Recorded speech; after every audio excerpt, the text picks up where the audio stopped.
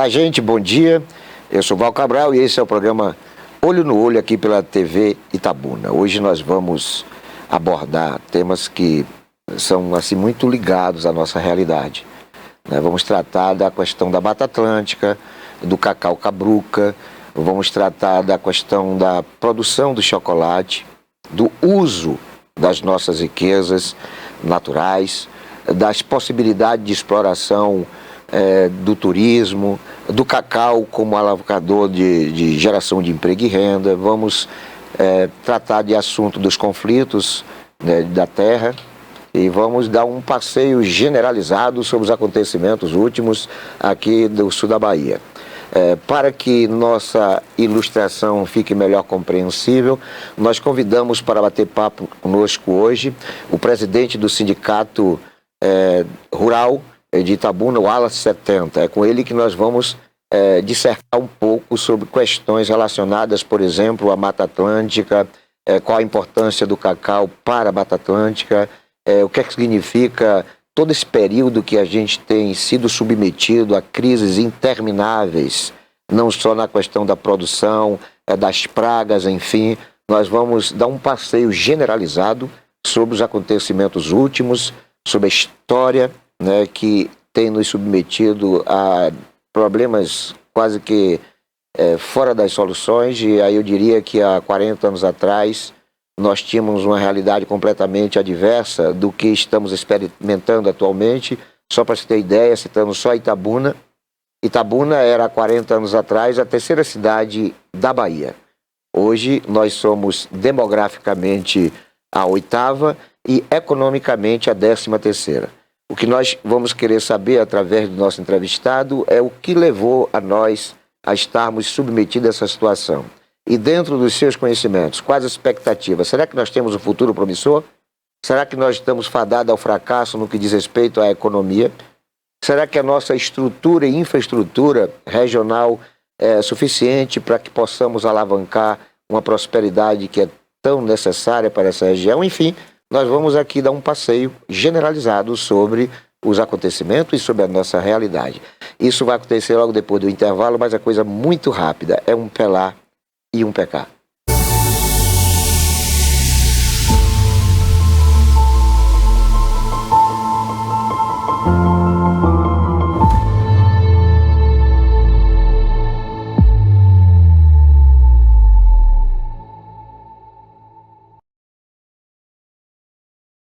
Era uma vez, em terras próximas e terras distantes, eu embarquei em uma dura jornada.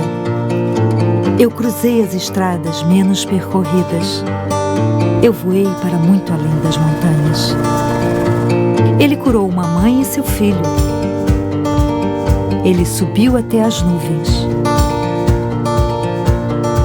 Ele respirou fogo. Ela lutou contra criaturas cruéis. Ela vestiu sua armadura brilhante. Ela enfrentou os gigantes do império. Stop bombing health workers. Stop bombing patients.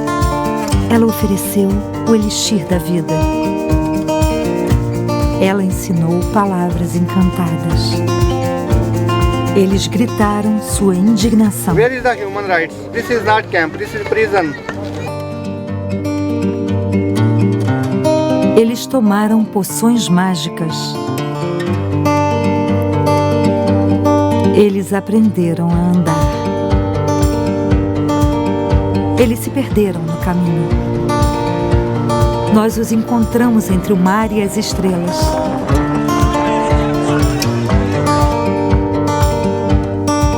Nós tivemos a ajuda de magos. Nós construímos castelos. Nós protegemos o tesouro. Nós fizemos tudo isso graças a pessoas como você. Ajude Médicos Sem Fronteiras a salvar vidas. Acesse agora msf.org.br. Criada em 2005, a TVI se tornou a primeira emissora de TV por assinatura fora do eixo Rio-São Paulo, transmitida pela operadora TV Cabo para mais de 40 mil espectadores em Itabuna e Ilhéus. Com uma programação 24 horas no ar, a TVI chegou a fazer 6 horas de programação local diária ao vivo, revelando talentos para a televisão baiana.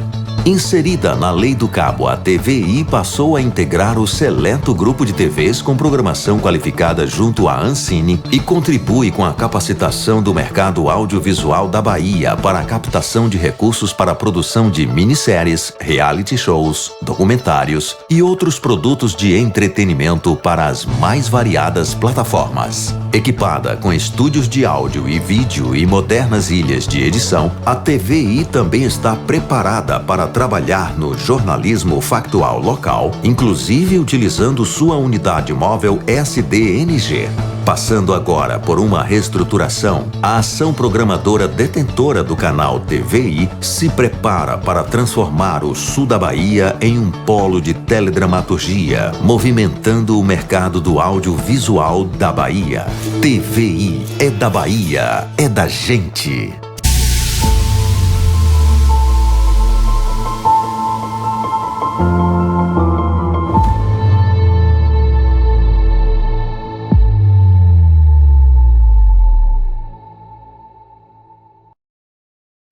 É isso aí, gente. Estamos de volta. Programa Olho no Olho aqui pela TV Itabuna. Como eu disseram anteriormente, vamos ter um entrevistado que tem um conhecimento vasto sobre os acontecimentos relacionados à cacaicultura, Mata Atlântica, as inovações que são apresentadas, como, por exemplo, o cacau cabruca. Nós vamos saber dele o que é que efetivamente o cacau, esse tipo de cacau, pode representar para uma retomada de produção e da economia da região. O Wallace 70, presidente do Sindicato Rural de Itabuna, é o nosso convidado de hoje. Aqui a gente saúda com o nosso bom dia, meu querido amigo Wallace 70. Bom dia, Val. Bom dia a todos.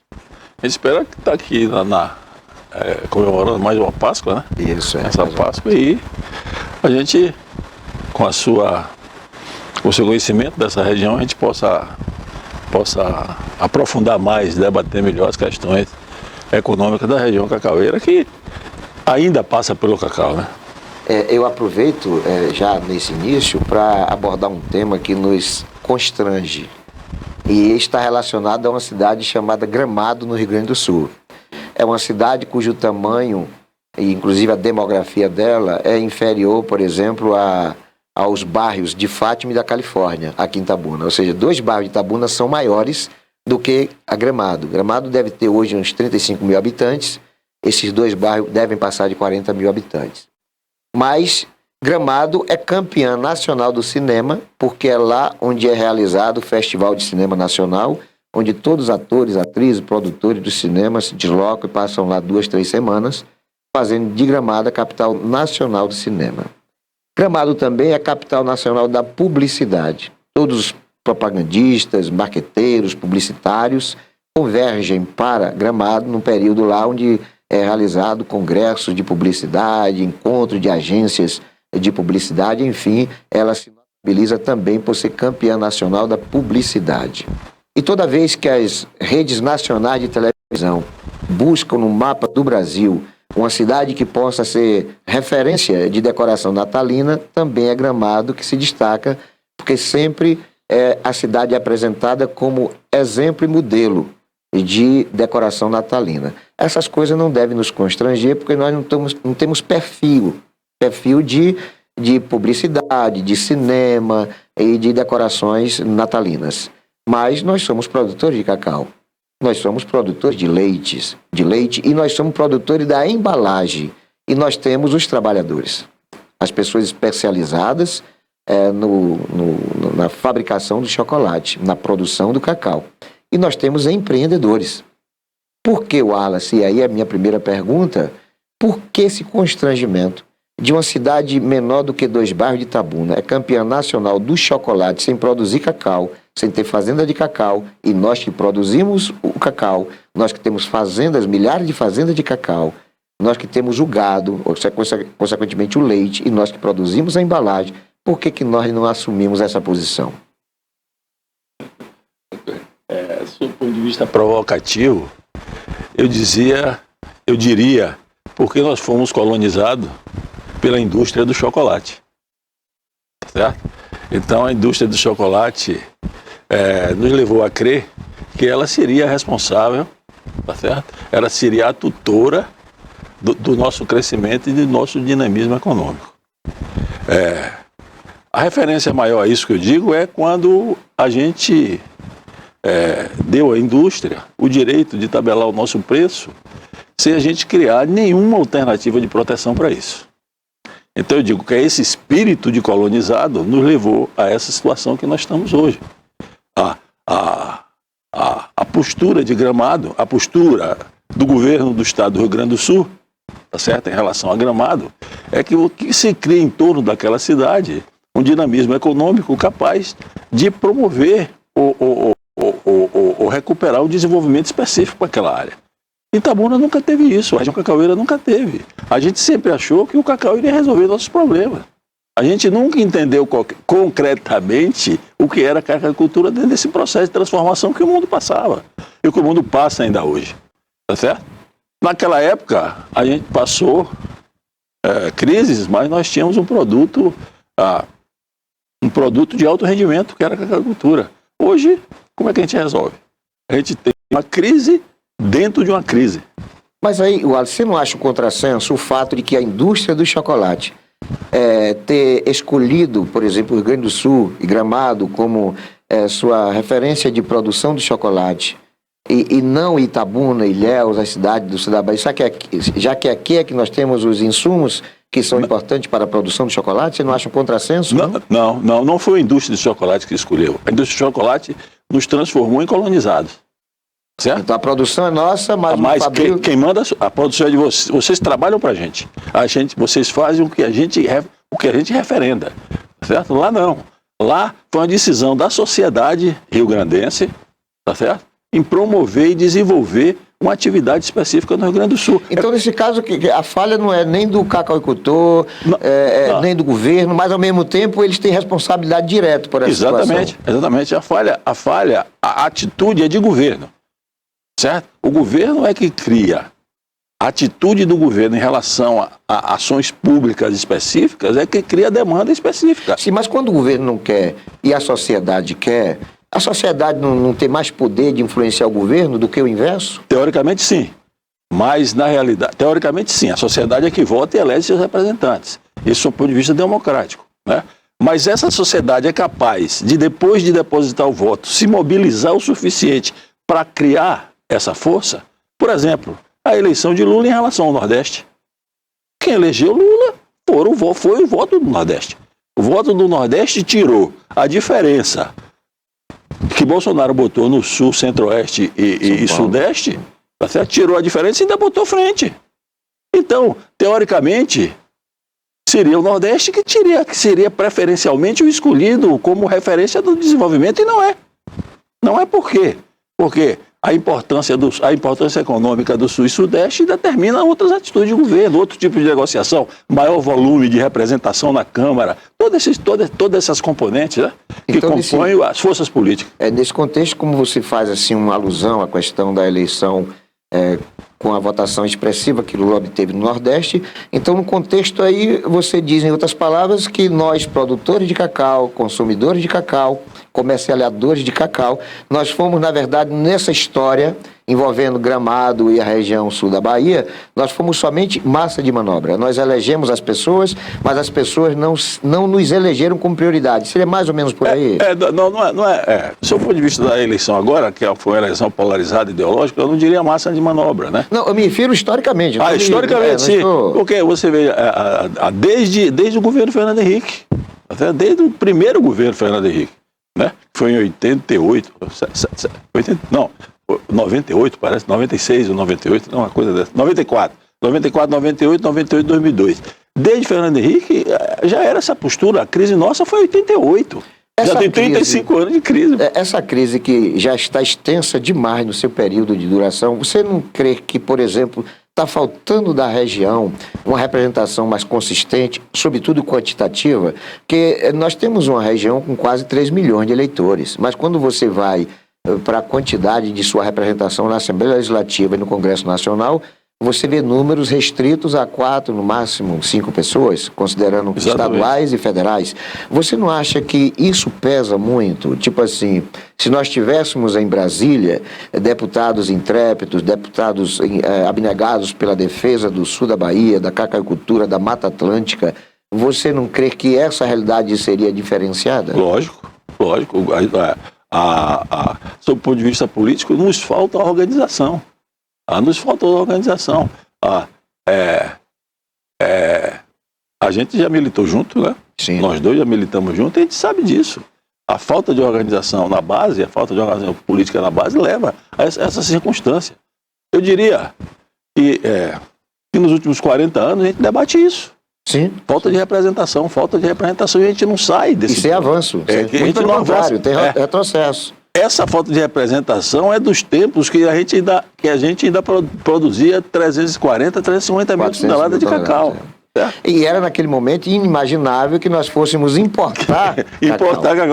Que a gente atingisse um momento desse tão, eu diria assim, em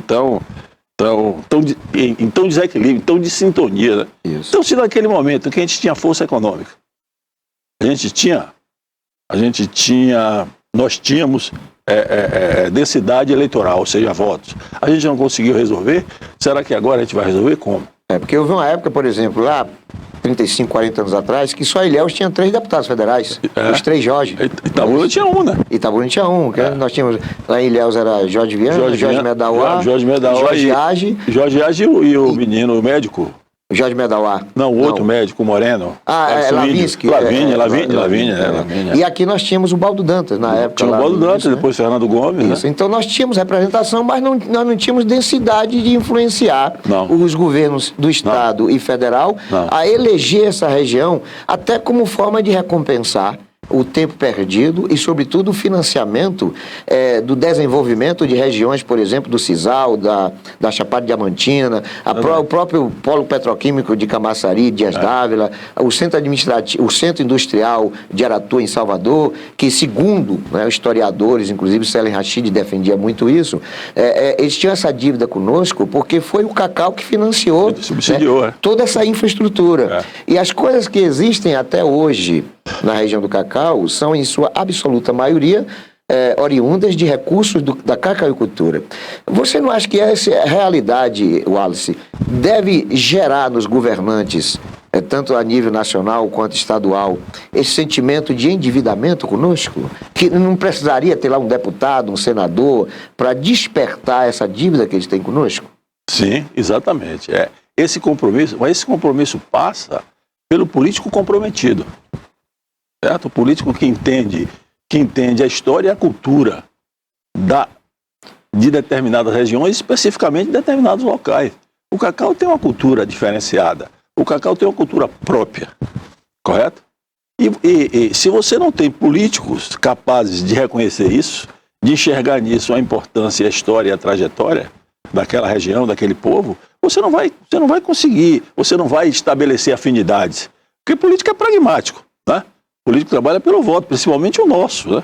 Tá aí o Centrão dando essa demonstração. Nós temos 5, eu vou citar 5 deputados estaduais que têm assim, uma ligação muito estreita com o extremo sul e com o sul da Bahia, consequentemente com a cacaucultura e com a Mata Atlântica. Nós temos o Rosenberg Pinto, que é um dos mais fortes, né, da Assembleia aqui de Tororó. Nós temos a Sônia Galvão, que é a esposa do prefeito Marão. Nós temos o Pancadinha, eleito aqui por Itabuna recentemente.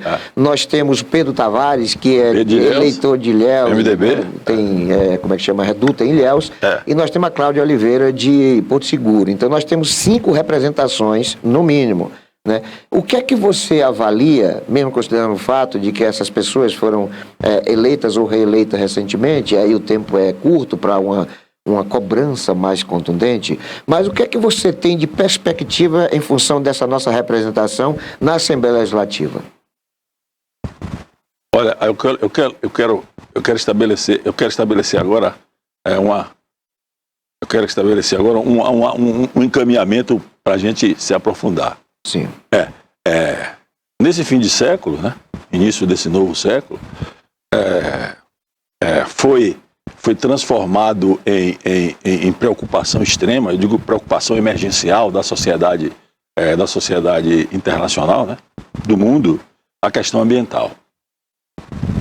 Certo? O mundo deixa de ter a referência desenvolvimentista baseado apenas nas questões industriais, né, do setor de serviços de indústria e da pecuária, tá, e passa a ter o referencial de limite, que é a questão ambiental. Ou a gente resolve a questão ambiental, a questão climática, que o mundo passa hoje, ou como divulga vulgarmente, né, a gente morre abraçado. Certo? Então, essa preocupação é que vai dar unidade política às sociedades, ou vai dar importância às sociedades. Há um deslocamento desse eixo de discussão, tá certo? Não interessa mais, no meu campo, na minha área, o produtivismo agrícola, ou seja, não interessa mais produzir 1.000, 2.000, 3.000 arrobas por hectare, 4, 5 mil quilos de soja por hectare. Interessa você preservar o seu meio ambiente, certo? Por exemplo, Lula está aí na China para buscar a assinatura de um protocolo que estabeleça uma captação de 20 bilhões de dólares, né? De 20 bilhões de dólares pela capacidade que a Amazônia tem de sequestrar e fixar carbono, que é uma preocupação que a China não pode ter, porque o processo de degradação do ambiente natural chinês é intenso. Certo? Então há uma preocupação em todo mundo com a questão ambiental. E essa questão nos leva a uma nova dimensão, certo? De produção, como nos leva a uma nova dimensão de entendimento político e de correlação de força. Sim, aí é onde entra a importância da nossa região. Exatamente. Nós somos talvez o pedaço brasileiro mais importante e com dimensões maiores na questão da Mata Atlântica. Até porque o cacau, para vingar, precisa das sombras das grandes árvores. Exatamente. E significa recursos naturais, né, que estão acumulados aqui, que precisam ser preservados. Você não acha que essa política de Lula na China não deveria ser uma política de Lula e de Jerônimo para com a nossa região? Exato. Mas você tem visto sinalização nesse direcionamento? Olha, eu estou dizendo isso porque nós vamos oferecer ao governo agora, nós estamos aprontando, estamos finalizando a discussão sobre a criação de um fundo, tá certo? E o principal captador de recursos desse fundo econômico para a Mata Atlântica e para o agronegócio, de amparo à Mata Atlântica e o agronegócio. Mas nós já não tivemos aqui o fundo do cacau e que não vingou? Não, já tivemos um fundo. Aquele era o Fundecal, que era um fundo para... Foi um fundo que o governo Antônio Carlos criou para proteger, para criar mecanismos econômicos de proteção à vassoura de bruxa. Por logo quando começou a vassoura de bruxa, foi um fundo transitório. Mas o maior exemplo de fundo que nós temos aqui é a CEPLAC. A CEPLAC foi um grande fundo e captava 10% da produção de cacau em função de estabelecer... E que hoje está no fundo do poço. A CEPLAC criava um fundo que foi para o fundo. A CEPLAC que foi extinto, o fundo em 85. Sim, né? Sim. O Delfim Neto extinguiu o fundo em 85, naquele apogeu do liberalismo, que não era nem neo, era liberalismo, é neo hoje, mas naquele tempo era o liberalismo. E ele, como ministro da Fazenda, eliminou, ou seja, extinguiu a cota de contribuição cambial e criou dificuldades para a CEPLAC, e a CEPLAC chega onde está hoje. Então, a CEPLAC é um grande exemplo de fundo e um fundo de sucesso. Certo? Então, a partir desse exemplo da CEPLAC, a gente propõe como início de um ponto, como início de um novo momento de discussão. Tá certo? Nós em reunião decidimos, né, em assembleia decidimos que se a gente tem que recomeçar por algum lugar, a gente tem que começar pelo fundo, né? Porque o fundo é patrimonialista, é um fundo econômico, é um fundo de poupança para o produtor não, para a sociedade regional, para que ela aplique e retome, para a gente conseguir retomar a agricultura. Porque eu lhe digo, voltando ao assunto inicial, a indústria que foi o setor que mais se apropriou dos ganhos da cacaucultura regional, não aplicou um centavo em ajudas específicas nem ajuda específica, nem apoio político para a gente recuperar a cacaucultura baiana. Positivo. Você fala da criação do fundo e parece ser uma iniciativa do Sindicato Rural aqui aqui de Itabuna. Mas aí... digamos aí é uma assim, coisa muito... mas é mais abrangente um pouco, porque a gente sai dessa questão. Sim, mas a ideia de vocês. A ideia é do nossa. sindicato. A ideia surgiu em 90. Sim, mas surgiu em função da iniciativa do Sindicato Rural. Nós sabemos que o enfrentamento não é fraco, nós sabemos que existem obstáculos que são quase que intransponíveis. Se nós dermos a essa conotação uma bandeira de luta exclusiva do Sindicato Rural de Itabuna. Por outro lado, nós sabemos que a união faz a força. Nós estamos agora vivendo um momento com o chamado Abril Amarelo, que é capitaneado pela FAEB, pelos sindicatos rurais, pelos produtores rurais, mesmo não associados a sindicatos, que a gente está percebendo que está surtindo efeito essa união.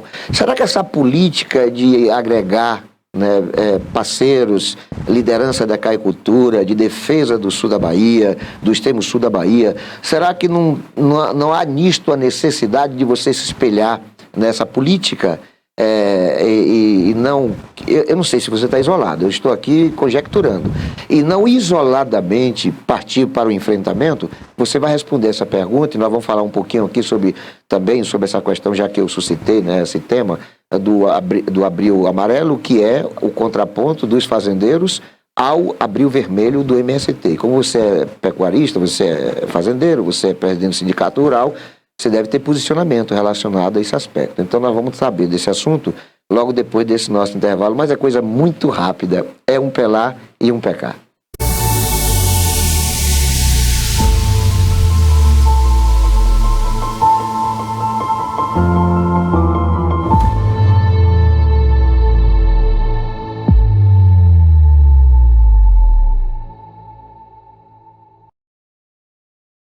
Sabe o que vai ser quando crescer. Não sabe se vai ver os filhos crescerem. Não sabe se vai comer amanhã. A fome impede sonhos. Quem tem fome tem pressa. Nos últimos anos, o Brasil voltou ao mapa da fome. Mas você pode ajudar a mudar isso. 2 cestas básicas de alimentos. Saiba mais em bahiasemfome.ba.gov.br. É a Bahia de mãos dadas contra a fome. Governo do Estado.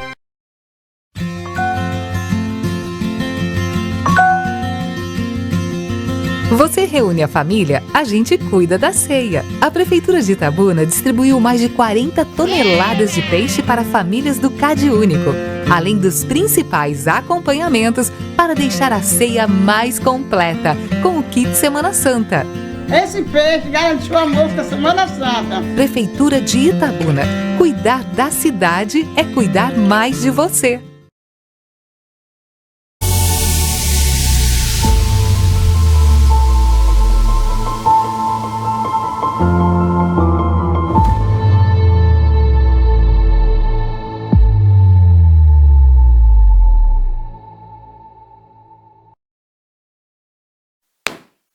É isso aí, gente. Eu sou Val Cabral e esse é o programa Olho no Olho, aqui pela TV Itabuna. Entrevistando hoje o presidente do Sindicato Rural de Itabuna, o Wallace 70.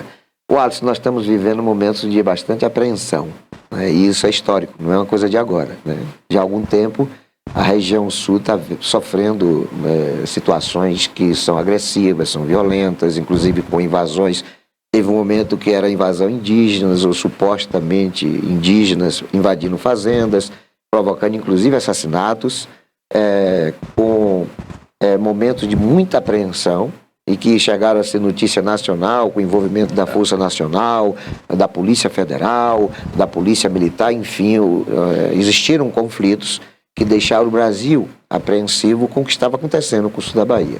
E tudo isso envolvendo, é óbvio, a monocultura do cacau, ou a cultura do cacau, porque são fazendas de cacau, ou eram fazendas de cacau. Aí, passado esse período, não sei se as coisas se normalizaram, até por conta, existe uma pendência ainda da demarcação de terras indígenas, essa coisa ainda perdura, esporadicamente ainda vê alguns movimentos de obstrução de vias, de conflitos, ou de atos públicos de manifestação de protesto por conta da comunidade indígena.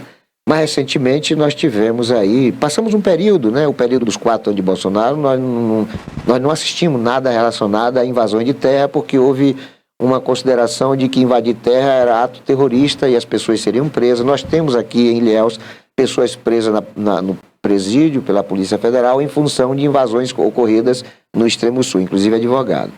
Então nós agora temos a ameaça vigente nesse mês de abril do chamado Abril Vermelho do MST.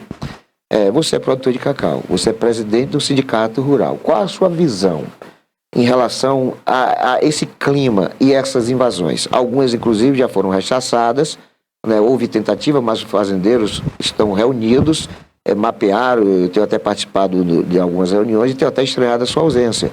A minha pergunta é se a sua ausência é em função de alguma agenda já comprometida naquelas datas, é uma posição política relacionada ao movimento, e qual a sua posição em relação ao Abril Vermelho do MST?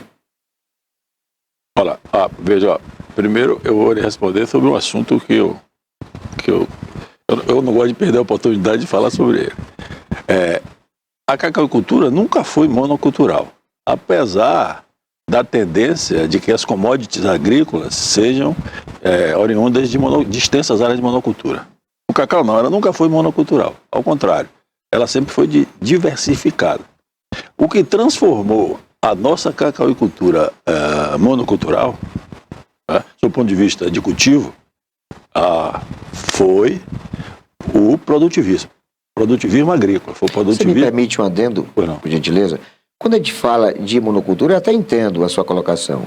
Mas aqui, economicamente, o cacau era monopólio, porque nós sempre tivemos a produção da banana, do cajá, de várias culturas, de várias lavouras. Mas assim, o carro-chefe da economia era o cacau, por isso esse estigma de monocultura. Mais recentemente, que nós tivemos a exploração de todos esses cultivos, de banana, de cajá, de jaca, de cravo, de dendê, tudo. Recentemente, nós tivemos um incremento desses cultivos.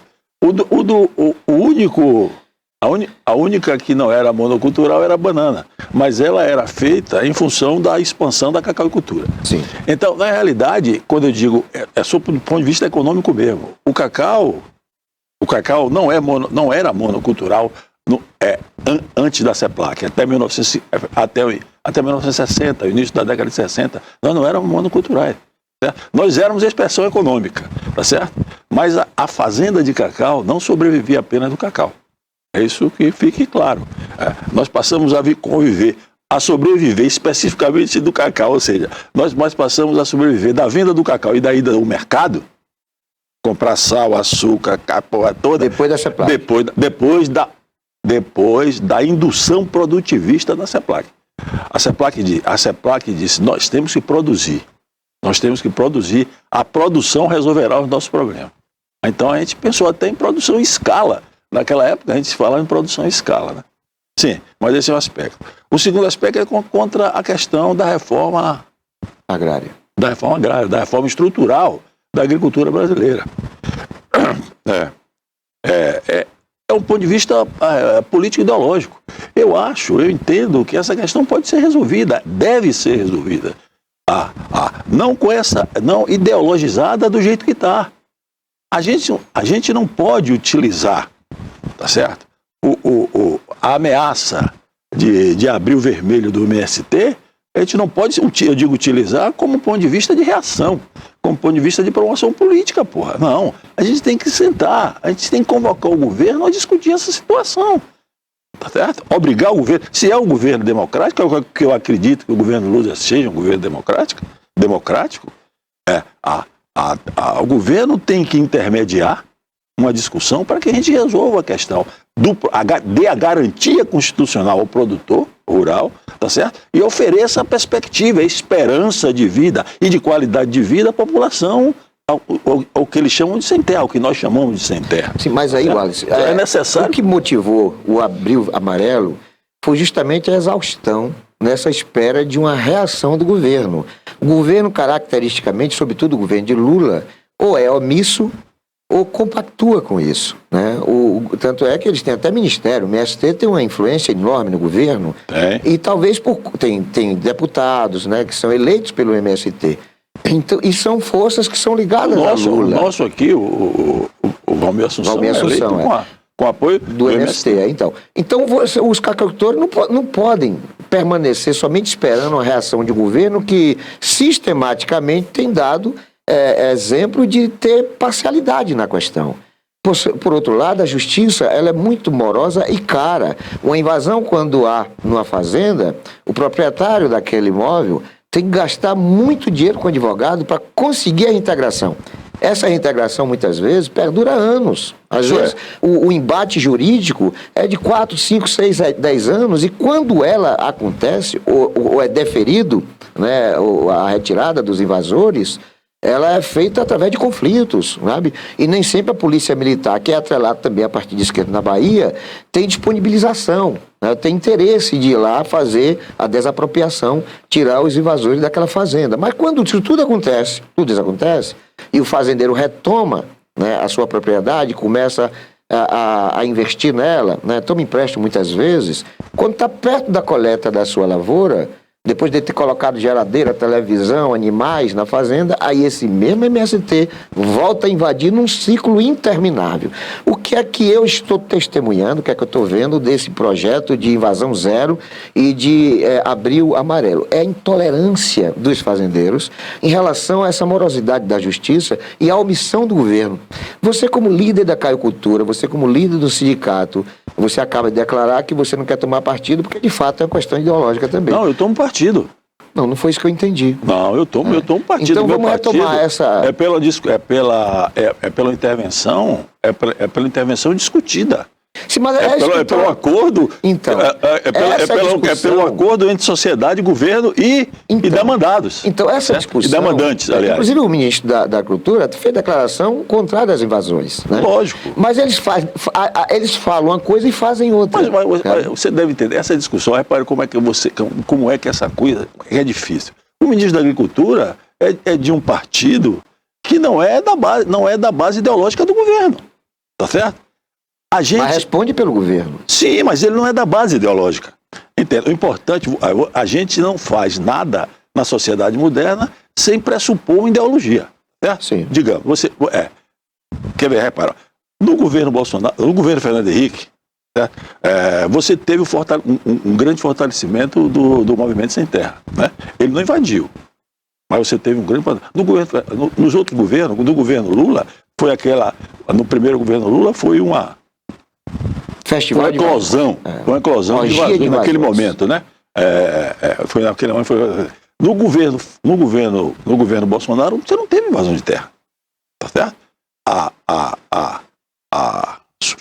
O que foi que levou o MST a tomar essa decisão, eu não sei, mas não houve. Certo? No governo Lula,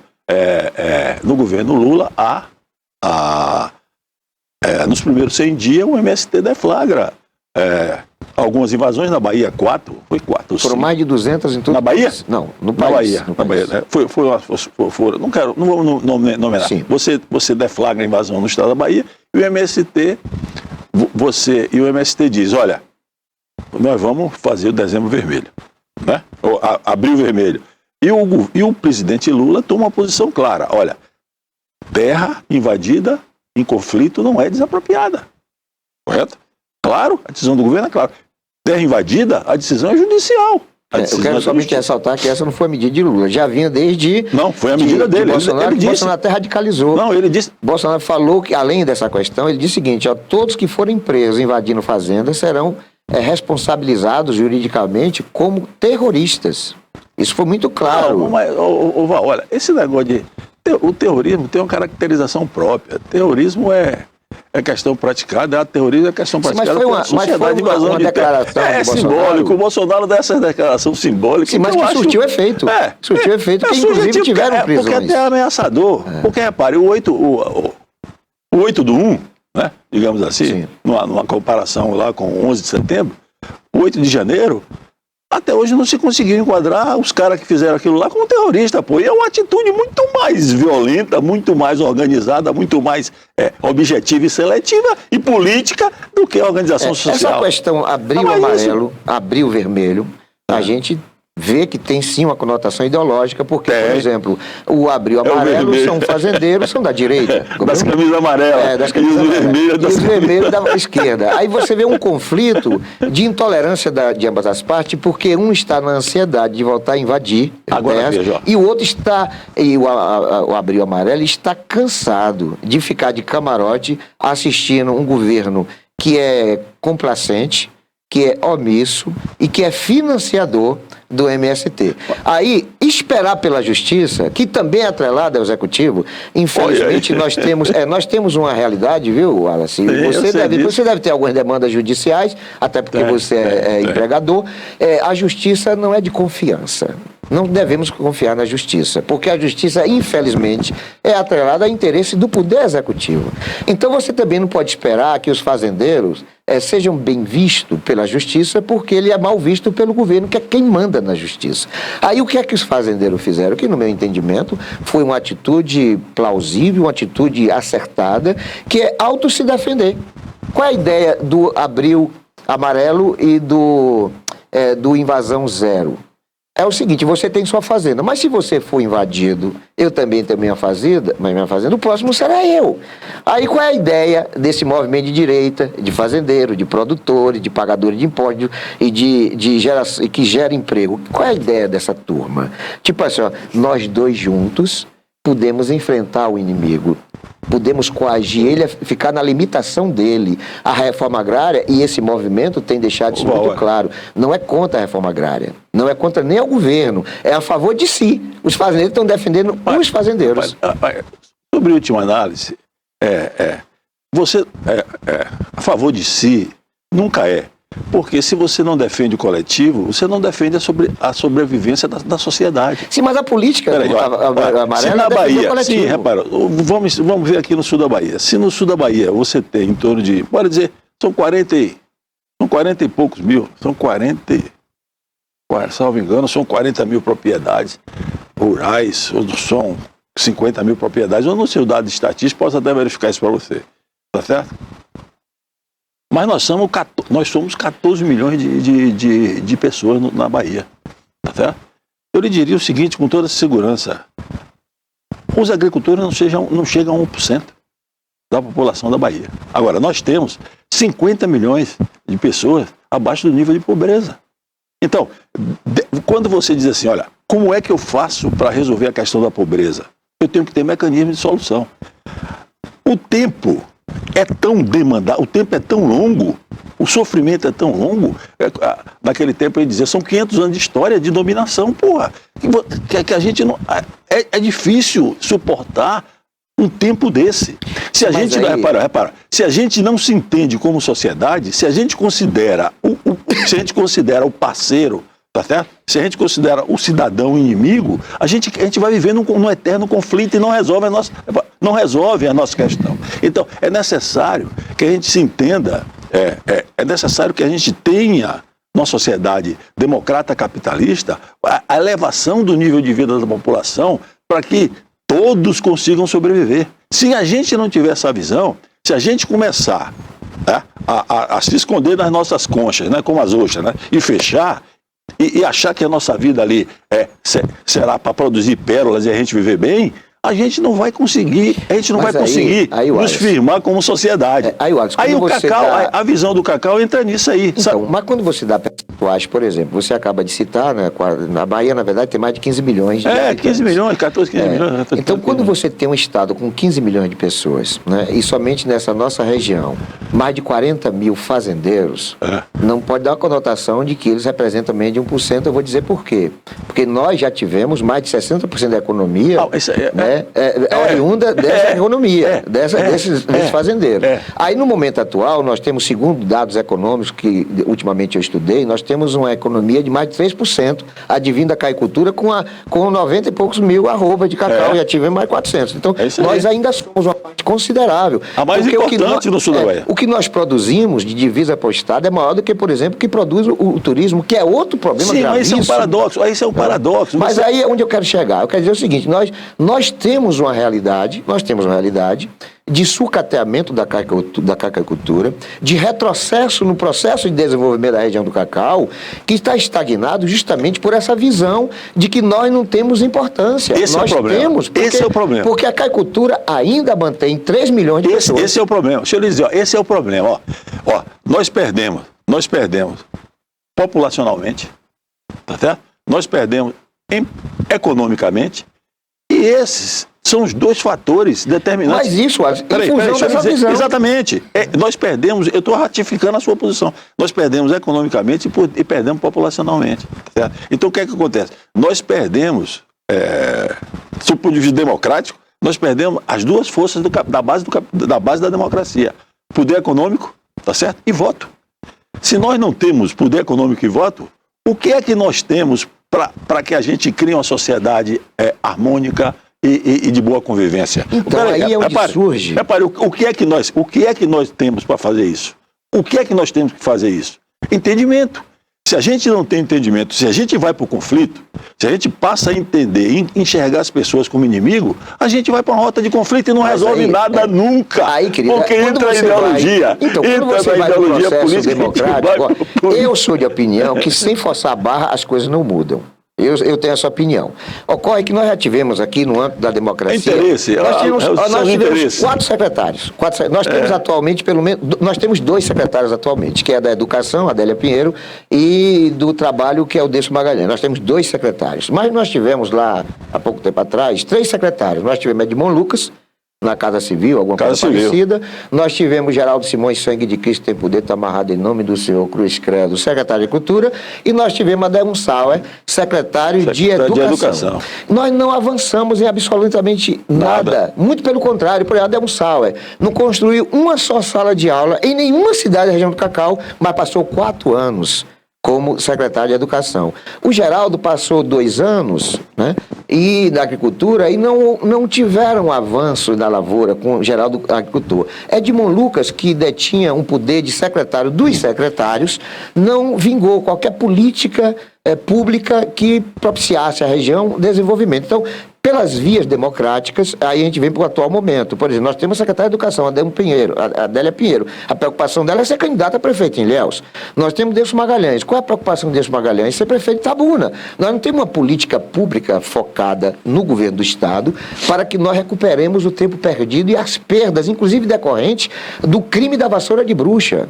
É bom que nós ressaltemos. As pessoas, o problema não foi problema da vassoura de bruxa, foi crime, terrorismo biológico da vassoura de bruxa. E nós não tivemos recuperação disso. Por outro lado, a gente com isso vê que as questões democráticas não têm interferido bem, sabe? Não tem tido peso em nossas decisões, em nossas reivindicações e, sobretudo, nas ações de governo para com a região.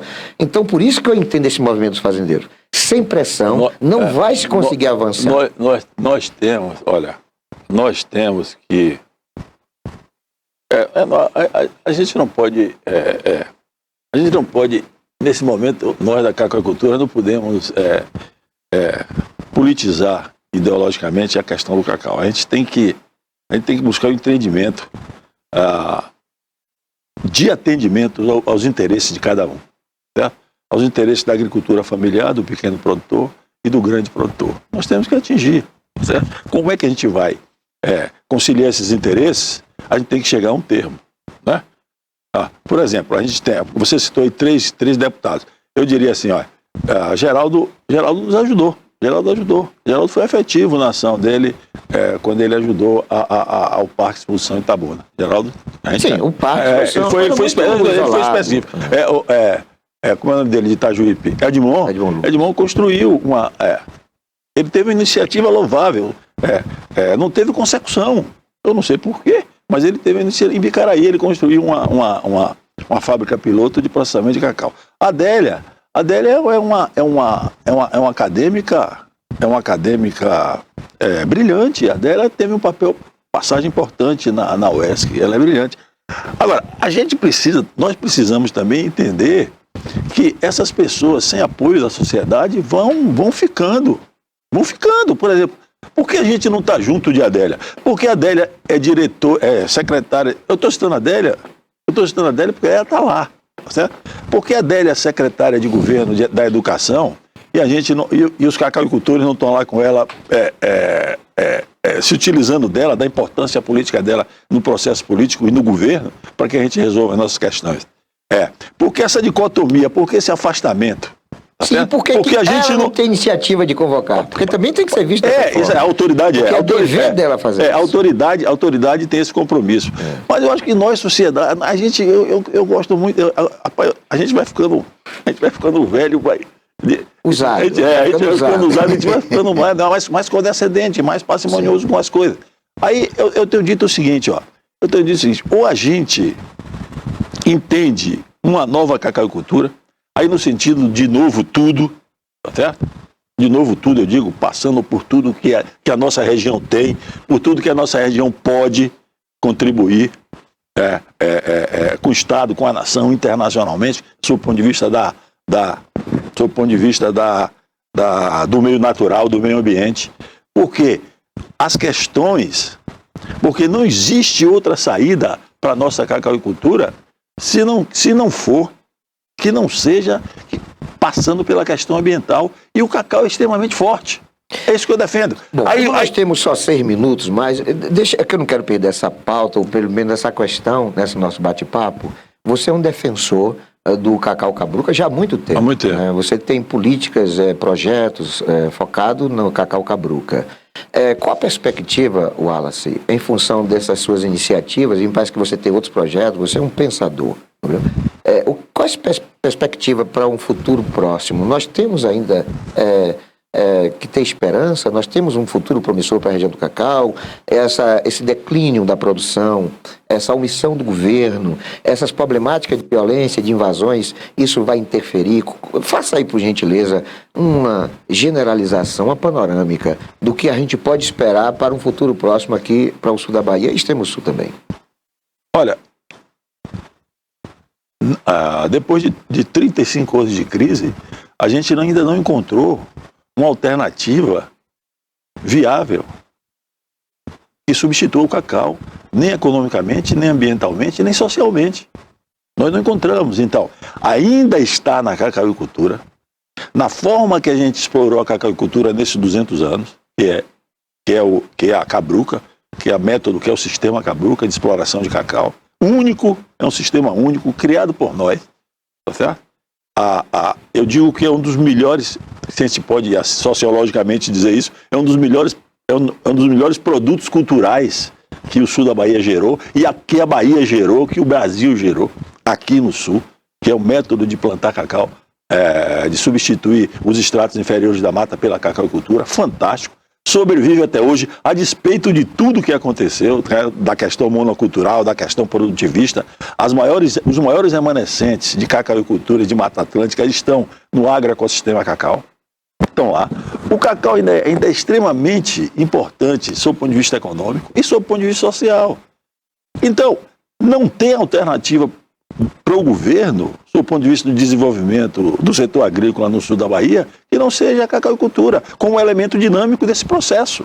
A gente pode até encontrar no futuro, mas o cacau continua gerando. O cacau é o ponto específico, é o ponto dinâmico de geração do dinamismo econômico dessa região. Não tem outro. Não tem outro. Então a perspectiva ainda é promissora. É única, é promissora e é única. A partir do momento em que a questão ambiental ganha uma relevância muito grande, tá certo?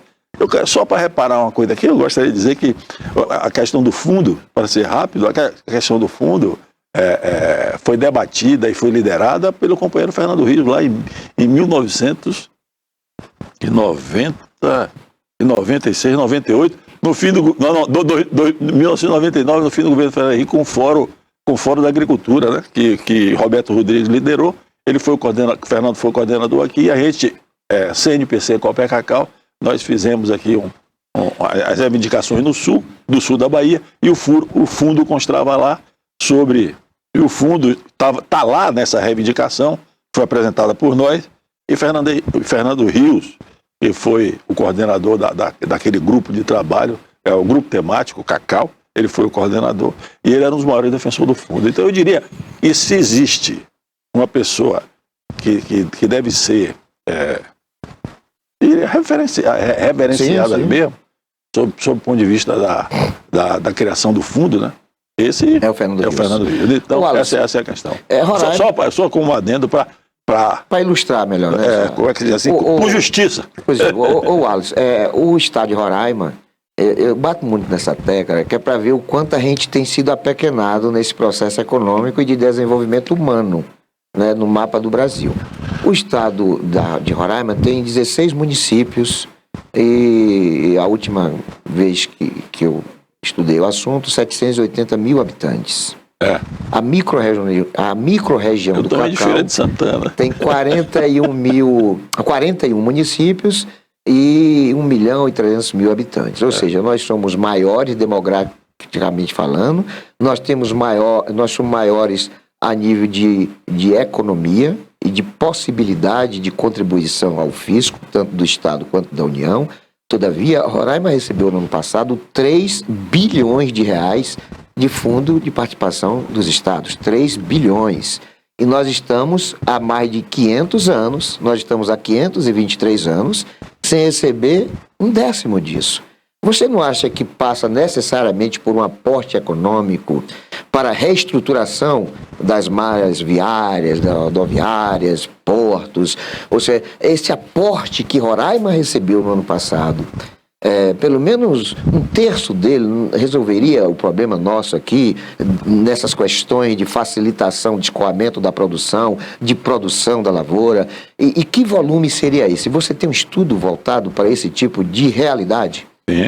Sim, a gente tem. Quanto seria hoje necessário para essa retomada? A gente acredita que com o programa, né? Porque o programa Cacau tem especificidades, né? E tem o problema infraestrutural. Eu coloco uma panorâmica generalizada.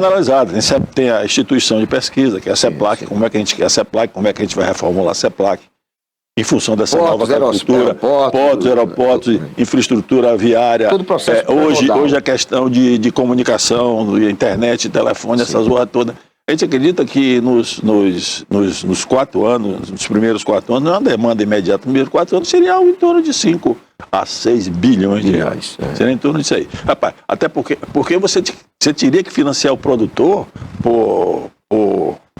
imaginando que a gente teria um projeto de recuperação que atingisse aí entre 250 a 300 mil hectares de cacau.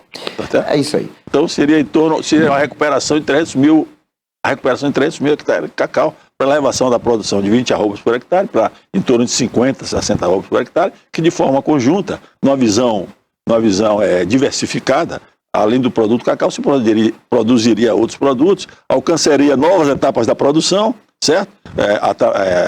Numa ação cooperativa, você entrava aí na produção do chocolate, do beneficiamento do cacau, da produção do chocolate, você teria uma amplitude maior do processo. Positivo. Wallace, eu quero agradecer sua participação conosco.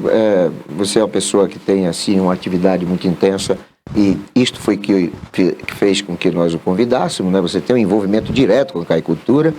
Nós queremos agradecer e vou ficar torcendo para que efetivamente esse projeto do fundo, né, tenha sucesso, né, e que você consiga convencer também outros parceiros a entrarem nessa luta que não é só sua, é uma luta da região. Então eu quero lhe agradecer e deixar aqui o espaço para qualquer acréscimo que você queira fazer. Eu queria encerrar aqui fazendo um pedido, né? Nós estamos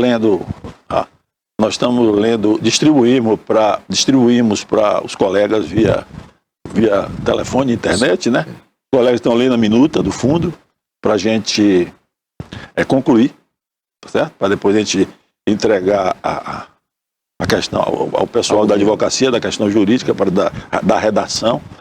E quando essa redação estiver pronta, eu quero voltar aqui. Tranquilo. Eu gostaria de voltar aqui para a gente ler, você tem uma cópia, aí a gente lê aqui. Discutir. Porque o fundo como ponto de partida, viu, Val? É porque o povo também tem que ter conhecimento. Tem conhecimento. Né? Pode ficar uma coisa restrita. Então você vai assumir esse compromisso aqui, da gente trazer, discutindo o fundo como ponto de partida, como ponto de partida para essa retomada que a gente quer, que a gente acha que é viável para o cacau. Puxa, muito obrigado, querido, aqui por estar conosco. Obrigado também a você que tem sempre nos prestigiado com a audiência. Fiquem todos com Deus e nunca se esqueçam de que Jesus é o caminho, a verdade e a vida.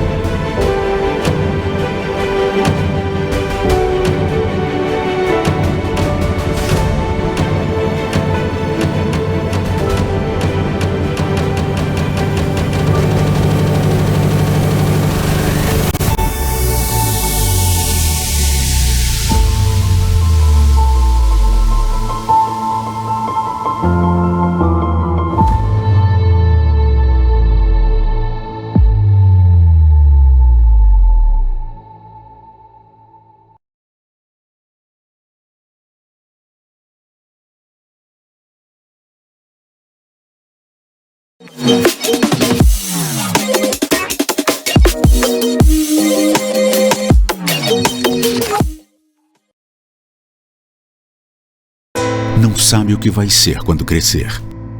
Não sabe se vai ver os filhos crescerem. Não sabe se vai comer amanhã. A fome impede sonhos. Quem tem fome tem pressa. Nos últimos anos, o Brasil voltou ao mapa da fome. Mas você pode ajudar a mudar isso. Doe cestas básicas de alimentos. Saiba mais em bahiasemfome.ba.gov.br. É a Bahia de...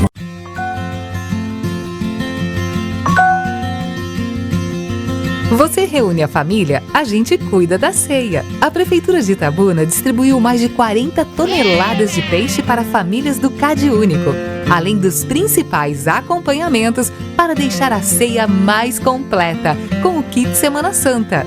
Esse peixe garantiu a moça da Semana Santa. Prefeitura de Itabuna. Cuidar da cidade é cuidar mais...